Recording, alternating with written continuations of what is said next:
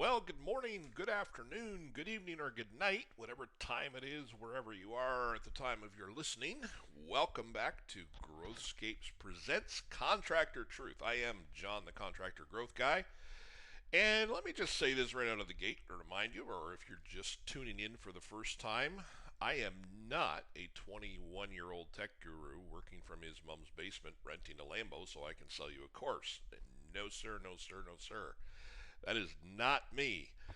I am actually a former contractor. My whole life is immersed in dealing with contractors day in and day out. I've been on jobs, I've been in the trenches, I've worn work boots, I've worn hard hats, I've swung hammers, I've dealt with customers, the stress, the pricing, the mistakes, the scheduling operations, all of it. And I'll be very, very honest with you, and I always want to be very honest with you. I do not know everything. Not even close.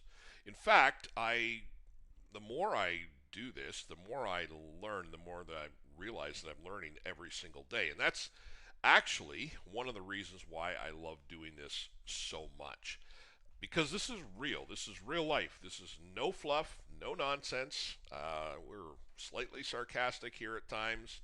We talk about what's actually going on in the contractor world, and sometimes we make fun of people that we all like to make fun of. And anyway, we have some fun here, and hopefully the goal is that you will come away with some actionable suggestions. We're not about just what people post on Instagram here. You know, that fake social media world. There's no hype here.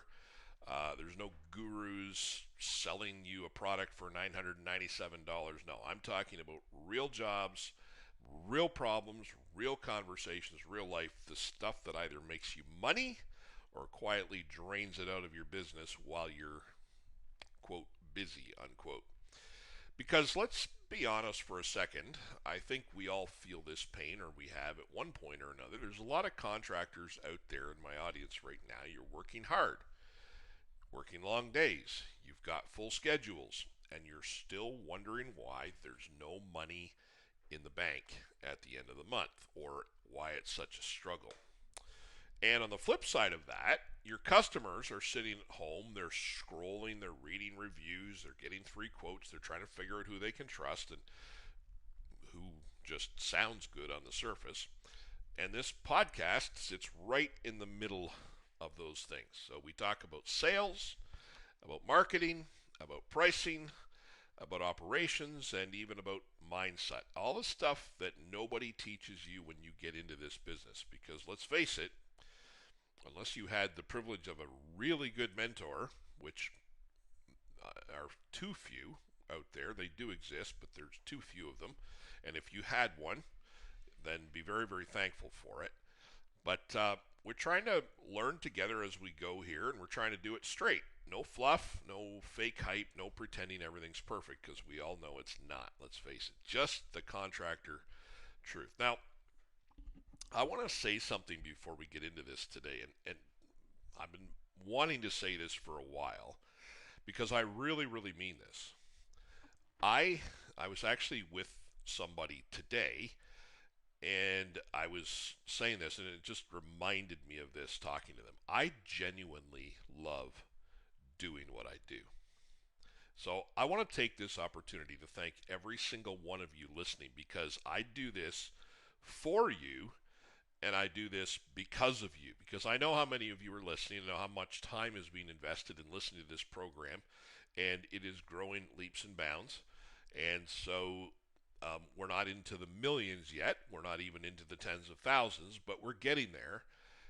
So for those of you who are listening, I'm doing this for you, and I'm doing this because of you. I've been in your shoes. I was a contractor, as I already said, and I'm going to be very transparent with you. I don't mind telling you, I wasn't a great contractor. Now, some of you are going to switch to a different podcast at this point. That's okay, but can I encourage you, just stick with me for a minute, okay? I failed more than I succeeded. But in that failure, I learned so much. One thing it did is it forced me to learn what I didn't know and to lean on others for what I wasn't good at, okay? But the other thing that I've learned to do is to lean into and double down on what I've always been good at. And I will tell you, I've told you what I'm not good at. I'll tell you what I've always been good at, and that is getting the phone to ring, closing sales, getting my company name out there, that side of it. Now, operations, not my strength, okay? And so that's why I had a good business partner who was good at operations, okay? I'm a big picture guy. My partner used to tell employees, don't go to John about that. He's not a detail guy. He's a big picture guy, right? So I am still a big picture guy, and I take what I've learned and I am sharing it with you so that you can be way more successful than I ever was. And I have to tell you, every day I get messages, guys saying, hey, I did what you said and I closed the deal. I've had several just this week. Hey, I tried that and I closed a $40,000 deal. I tried that and I closed a $25,000 deal, okay? Or they'll say, I changed how I approached this, kind of took what you said, and wow, it actually worked. And I'll tell you right now, that fuels me more than anything else. So this is a genuine thank you. If you've experienced that, if you've experienced any level of success because of things I have suggested, this is a genuine thank you to you for tuning in and for applying these principles and giving me that feedback, because I know how hard this business is. I know how hard it is to be a contractor. And you guys in my audience, guys and girls, I mean everybody, you have my respect. You really, really, really do. Now, let's get into something that is a pain point every single one of us has dealt with. And probably you've dealt with this today or yesterday or this week at least. And it's, I'm going to call it the you're too expensive segment of the show, okay? You can picture it. You've been there. I know you have. You're sitting at the kitchen table. You've done a thorough walkthrough of the project, whatever it is, okay? Everything's been measured properly, calculated properly. You went away, back to your office, you sat down, you worked on the quote, you maybe burned the candle at both ends to get it done, get your proposal together, you present it, and you've done your very best, and here it comes. Hey, Bill, look, we really like you, but you're a bit too expensive, okay? And they'll say that in a number of ways, right? Like, is that the best you can do? Or we have three other quotes, and you're the highest, or you're not the lowest, or whatever. Right now, listen to me carefully when I say this to you, okay? Some of you are going to argue with me on this, so I encourage you, you go and do your own research on this if you don't believe me, okay? But I'm going to say this, and I'm going to stand behind it. Price is not, capital letters, it is not the number one priority for most customers. It is not. Study after study after study shows this, whether it's in our world of contracting, whether it's in the world of retail, okay? It usually ranks second, sometimes even third, okay? Trust, value, confidence, those priorities come first. People don't just buy the cheapest option, okay?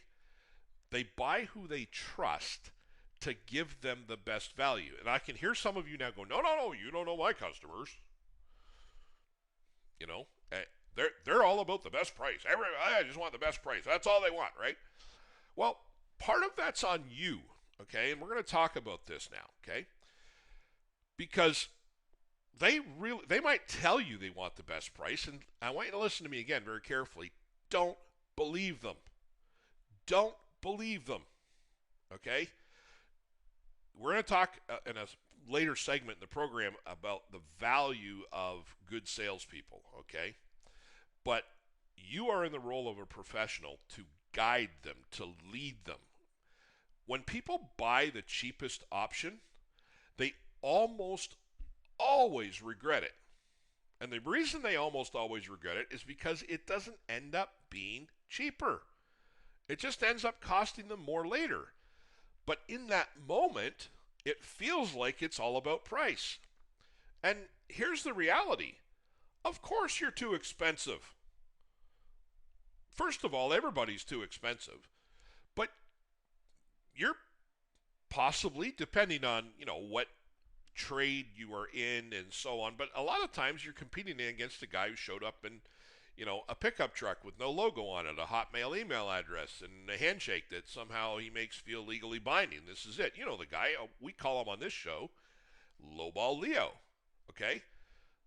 Lowball Leo, he's living the life. He's got it going on, man. He doesn't have any overhead, doesn't have any insurance. His warranty is basically, hey, if something goes wrong, see you later, or better yet, I'll come back eventually, maybe, depending on whether or not I've had enough customers upset with me that I've had to change my number. And somehow that's who you're being compared to. And that's where most contractors lose the game. They panic. They start thinking, okay, maybe I can shave a little bit here. Maybe I can drop my profit, because after all, profit's a bad thing, right? No, wrong. It's not a bad thing. It's a necessary thing. Profit is what drives business forward. It's what helps business grow. You need profit, okay? And you start thinking, oh, maybe I can meet them in the middle. I know. Listen, I did it all. I did the same things. I went through the same thought process. I'm not new here. Trust me, I'm not new here. Ask my kids. I'm not new here. The next thing you know, you get the job. And you've turned it into a stressful, low-profit headache. One that you regret before you even start. That's the trap. So let's talk about, and this isn't by any means going to be comprehensive today, okay? Let's fix it. Let's talk about how we can fix that. One of the things that when someone says you're too expensive, the tendency is to try and defend your price out of the gate. Okay, so I'm going to encourage you to just slow down on that. Okay, don't jump into justification mode. Just slow everything down. Okay, and have the confidence that you're in control and that you know what's going on. Okay, the first thing I would do is I would validate, yes, the other guy probably is cheaper. I have no doubt about that. And you can say that with confidence because you've been here before. And the more, by the way, the more you learn to handle this way, the more often you do it and the more often you watch it succeed, the more confident you're going to be the next time you do it. And if you do this and it doesn't succeed, just remember this. You probably didn't want the job. You probably did not want the job, okay? So what you need to do is, whatever you do, don't attack the other guy's service, okay? Don't do that. You don't know, this could be a cousin, it could be a brother, it could be someone, you don't know who it is. That's the first thing. But secondly, it's just unprofessional to attack a competitor, okay? You know it's lowball Leo. Whatever you do, okay, lowball Leo, that stays between us, right? Now, you have just don't go there typically, especially if you don't know the customer, okay? Lowball Leo is our thing. We know who Lowball Leo is. We've got him pegged. We know him like the back of our hand, okay? Whatever you do, don't rush to defend yourself and don't rush to destroy your competitor, okay? But here's what you need to do. You need to have a clear explanation of what you are actually bringing to the table, okay? Not just your service, not just the product, okay? But you can talk about the process. You can talk about your experience level. You can talk about warranty and customer service, okay? You can talk about cleanliness while on the job.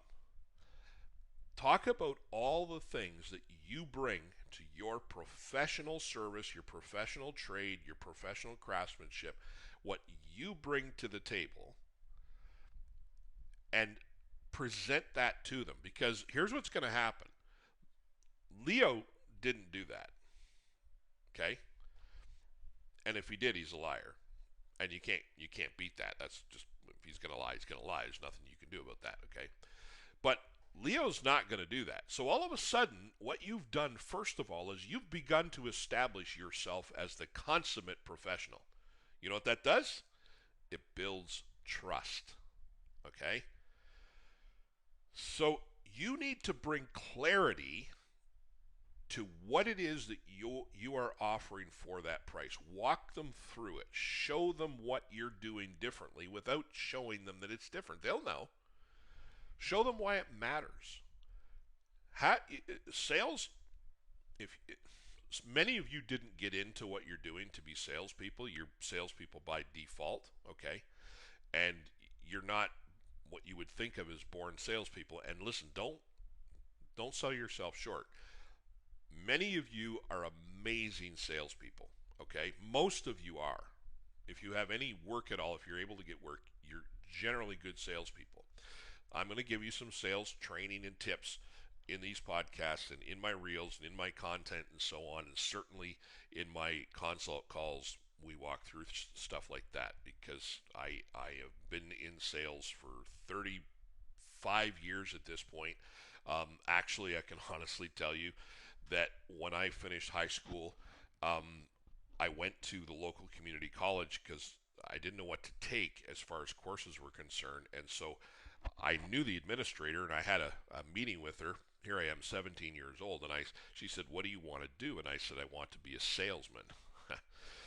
I, yes, it's a true story, okay, and I've been one in one way or another ever since. Anyway, I won't get into all of that, but um, you are a salesperson, and you can hold your head high in being that, but your role is to bring clarity to what it is that you're selling, right? What you're offering. You just think of this.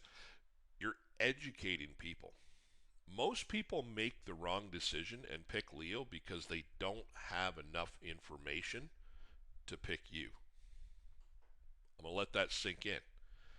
They pick Leo because they don't have enough information to pick you. They don't have enough trust in you. I've said this before. I remember when I was selling cars years ago, a line I picked up in sales training.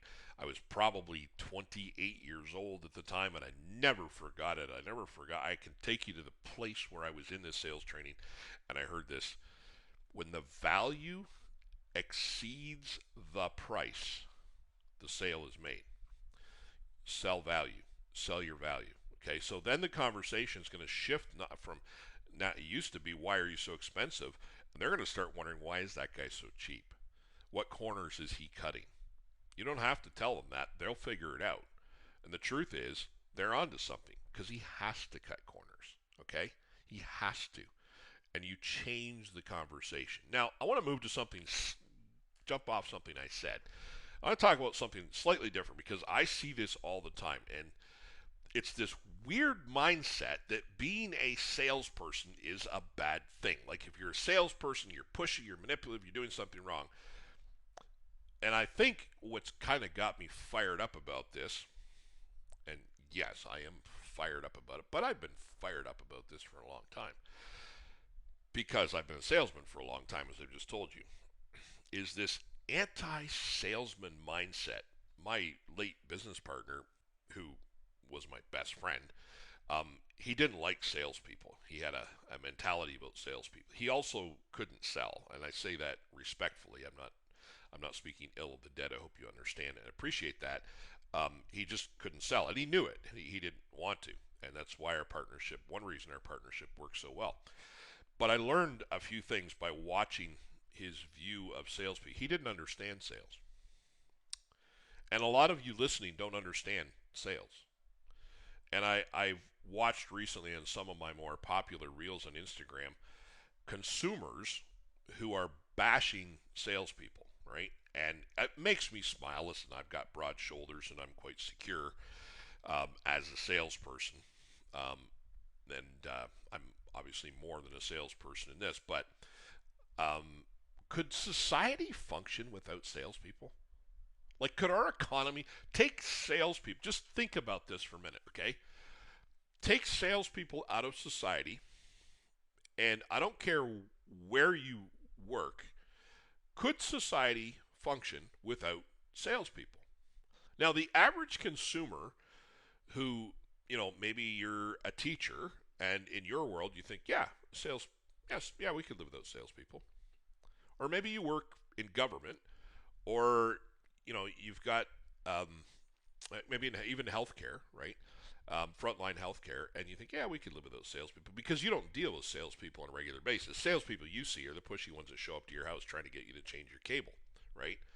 Or the used car salesman trying to sell your son or daughter, a hunk of junk, and it's the best thing on earth, and so on. And so you have this view of salespeople, and I totally get where that comes from. But let's stop and think of it. Could society function without salespeople? Not even close. Not even close. Salespeople connect products to people. I'll give you a personal example. Okay, one of my best friends is in the industrial battery business. Okay, his role is to sell batteries and chargers to electric forklifts that are used in warehousing and manufacturing, all the way from, I'm going to say, across southwestern Ontario, my home region. Okay, he is a very hardworking guy. He has very good, very big accounts. He's very well established in the industry. He's very well known. He's very successful. If he stopped doing what he did and no one filled his role, how on earth would those forklifts run? And if those forklifts can't run, I'm going to tell you right now, the biggest part of his business is redundancy, because he doesn't just sell batteries, he sells chargers. They need 24/7 redundancy. And he is the guy that connects them with the manufacturer or with the dealer of those products. And he's had it happen where a product wasn't available during COVID. They actually had, his previous company had a factory fire. It was a big problem. They didn't have product. Well, how's that product get into the hands of that purchaser at that factory where they have to have forklifts to be able to load product onto trucks to ship it to market? They have to have a salesperson. They have to have a person there connecting those products with the people that need them. Services to customers, solutions to real problems. Without salespeople, great companies go out of business. Manufacturers shut down. Product can't get out to the shelf. Workers lose jobs. Innovation never reaches the public. Sales is not the problem. Bad salespeople are the problem. Dishonest salespeople, short-term thinking salespeople, pushy salespeople. That's the issue. But if you are offering a product of value to your market, to your consumer, and you do your job properly with integrity, and you are focused on what the customer needs and wants, then selling is not something to feel weird about at all. You're needed. Be proud of it, because you're helping people make better, wiser decisions that are going to better their lives. You're protecting them from mistakes. And a lot of times you're saving them from lowball Leo. That's not manipulation. That's not something to be ashamed of. That's leadership, and it's something that you can be proud of. So there's my rant on being a salesperson. And I know maybe you don't think, how does that relate to contracting? Because we're all in the selling business. We're all selling a service or a product to our customers. And sometimes I fear, now I could be wrong, but I fear that people in my audience almost buy into the mentality that sales is a four-letter word, right? We're going to talk about it in upcoming segments, but the other word that sometimes gets a bad name is the word profit. And I won't launch into my rant on that today, but in upcoming episodes we will be talking about the absolute importance of profit. Now, shifting gears, let's talk about getting work, okay? I want to give you something actionable to walk away with, okay? Some of you are sitting listening to me, and you're thinking, hey, this is great. Yeah, it's been kind of motivational. Kind of enjoyed this. There's been some humor. I've related to a lot of it. But at the end of the day, I need my phone to ring, and I'm up against I actually had a conversation today with a contractor in the Pacific Northwest, and he said, my problem is I'm an 8-year-old business, and I don't have a marketing budget to be able to compete with my competition. Okay. And so that's actually, that conversation kind of prompted this segment on the show today. Because as I discussed with him, that's okay. You don't have to have one. Okay. You need a little bit of creativity, you need consistency, and you need to think outside the box. You don't need $1 million advertising budget or $100,000 advertising budget. Let's walk through a few suggestions that are very low or no cost, and they genuinely will work. Now, some of them, admittedly, aren't going to work this afternoon, but they will work. The first one I'm going to recommend to you is document your jobs, okay? Every job you do, and I don't care if you're an electrician, and I know that's not like a super visual thing, although it could be, or plumbing, whatever, right? I mean, it's not as visual in the sense that landscaping is about aesthetics, whereas those things are about function, right? But you can still use this in whatever business you're in, okay? Every job is content, every single job you do, okay? Take 30 seconds and shoot a quick video. Whether you're talking over that video or not, it's better if you are. Explain what you're doing. Show something of interest. So show something perhaps that adds value to what you do, okay? And then post it. And by post it, I mean on your Instagram page or on your Facebook page, whatever works for your business. And by the way, if you don't have any social media, where do I begin? Get it. Start it. Do it. I'm as old school as anybody ever could be.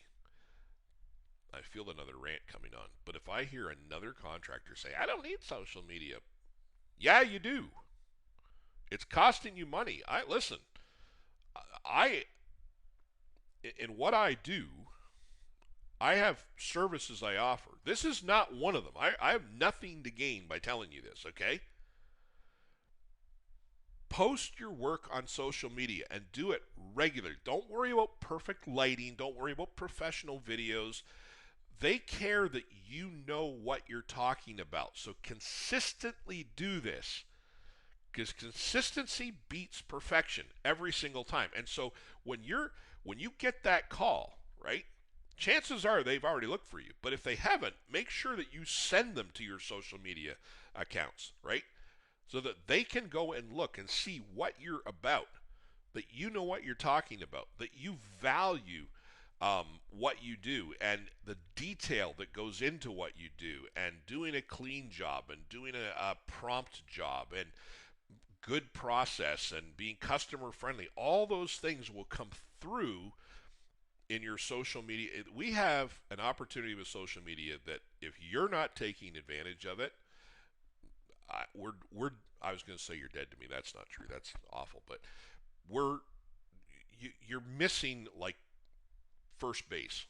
Okay, it's absolutely critical if you're a contractor that you have some form of social media. I'm not going to tell you what platform is best. Okay, I would have to know your business to know that, but you need to be on social media. Okay, that is a non-negotiable. The second thing, and this one's easy and free, okay? And I'm going to recommend that you do this, and do this a couple times a week at least, okay? Follow up with past customers. Now, first of all, one of the things that will do is, if you build that as a system, as a habit into your routine, that you need to have customers that you're comfortable calling when you're done, which means you need happy customers, which this is another way of forcing you to do exceptional work, okay? So that when you do call, they're glad to hear from you, right? The experience was good and it was positive. But there's another thing that you can do, and I almost guarantee you your competition is not doing this, okay? Almost nobody does this. in a day of texting, this is so simple to do. Okay, send them a text. Okay, hey, just checking in. Everything's still holding up good. Still happy, right? Boom. Have a brief conversation with them, and somewhere in that conversation, don't be afraid to say what as long as you're sure that they're happy with you. Find a way to fit it in and say, if you know of anyone else needing work, I'd appreciate a referral. Most customers that are happy with you are happy to refer you, but a lot of them need a little bit of prompting. So a lot of them need a little bit of encouragement. I'm going to hopefully, some me need some of you to remind me. I'm going to talk about the right way to do referrals and to solicit referrals in a future broadcast here. But for now, just requesting that referral. That's it. No pressure. This works. You already have trust with them. Now, here's another one. This is a big one. Okay, so number one, document your jobs. Make sure they're out there on social media. Follow up with past customers. This is all stuff you can start doing today. Okay, I'm not sometimes the best at long-term planning. So these are actually things you can do right now. You could start doing this afternoon. Okay. This one, the third one, be visible locally. Put signs up on your jobs. Maybe you're already doing that. Hopefully you are. Okay. But put signs up in strategic locations. I'm not just talking about yard signs, right? So, if you've got busy roads coming into town and you've got like a neutral shoulder or something, stretch of grass, whatever, you can put a sign on. Or if your local area allows signage to be nailed onto telephone poles or whatever, get your name out there that way. Okay, that's most of the time free.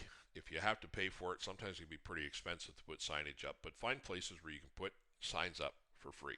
I know of a hot tub dealer years ago, and what he would do is he would go on weekends that you pick particular weekends, or actually I think he did it every weekend. They always say hot tubs get sold when leaves are on the trees. I don't know if that's true, but so when leaves are on the trees, what he would do is he would go out Friday afternoon when things are really busy, right, and lots of traffic, people getting buying groceries for the weekend, whatever, and he would put up signs. And what he would do is in busy areas he'd put up like 10 yard signs in a row on a shoulder or on a park, right, like a local park, and on a boulevard or whatever, right? And he would put them up there, and they'd be up all weekend, and he'd come back early Monday morning before the sun come up and take them all out, right? And he gets to reuse the signs. That's the other great thing about it, right? Because if you leave them there for a couple weeks, somebody's going to take them down.